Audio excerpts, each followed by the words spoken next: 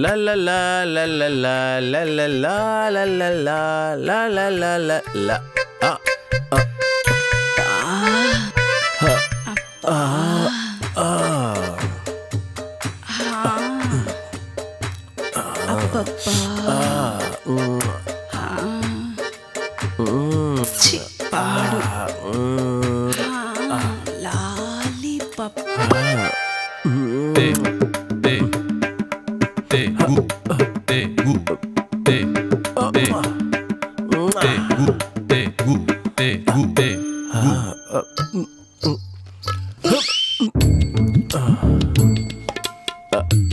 Sarala madam,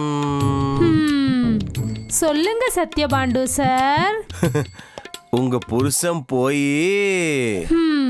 என்னோட புருஷன் போய் ரொம்ப நாள் ஆச்சு. இன்னும் ஏன் நீ கல்யாணம் பண்ணிக்காம இருக்க?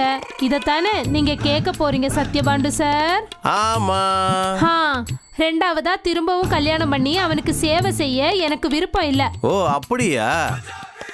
அப்போ உனக்கு சேவை செய்ய விருப்பம் இல்லைன்னு சொன்னா அப்புறம் கீழே இருக்கிற என்னோட சந்ததிக்கு யாரு சேவை செய்வா? அதானே சத்யபாண்டு சார் சொல்ல வந்தீங்க? ஆமாம் சரளா.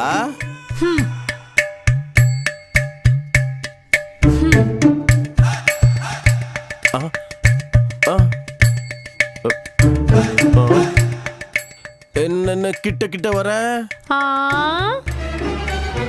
உங்களுக்கு தினமும் டவுட் மேல டவுட் வருதுல்ல, அதான் இன்னைக்கு உன் டவுட்டோட டிஸ்க் பிரேக்க காலி பண்ணி. அப்படியா? இங்க பாரு, என்னோட சந்ததிய சந்தோஷப்படுத்தணும்னா சாலிடா சேவை செய்யணும். வாய மூடி வை, வாய்க்குள்ள கொசு கிசு போயிட போகுது. சொல்லு, கீழே இருக்கிற உன் தம்பி எவ்வளவு சாலிடா சேவை செய்வான்? என்ன பாத்ரூம் வருதா? 2 மணி நேரமா? இல்ல, நிமிஷங்கள். நிறைய ஆம்பளைங்க 2 நிமிஷம் வேலை செய்யறவனுங்க தான் இருக்கீங்கல்ல. பின்ன 2 நிமிஷம்னா 120 செகண்ட்ஸ் சரளா. ஆஹா, அது ஏதோ 120 நிமிஷம் மாதிரி சொல்ற. வெட்டித்தனமா பேசிட்டு இருக்கடா. ஒண்ணுக்கு உதவாத சத்யபாண்டு. சத்யபாண்டு, 2 நிமிஷத்துல உனக்கு என்ன சுகம் கிடைக்க போகுதுன்னு எனக்கு தெரியல. கூட இருக்கிறவங்களுக்கு என்ன சுகத்தை கொடுப்ப? சந்தோஷம் வேணும்னா ஸ்ட்ராங்கா வேலை செய்யணும், அவ்வளவுதான்.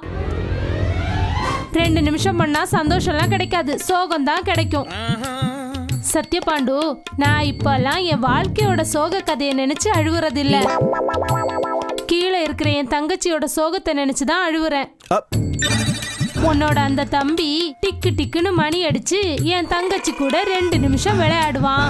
ஓஹோ. உன்னோட தம்பி அவங்கிட்ட இருக்கிற தண்ணி எல்லாம் வெளியே வந்ததும் டொங்குன்னு தொங்கிடுவான். ஆனா உன் பொண்டாட்டி கீழே இருக்கிற தங்கச்சியோட கண்ணீரை துடைக்க உன்னால முடியுதா?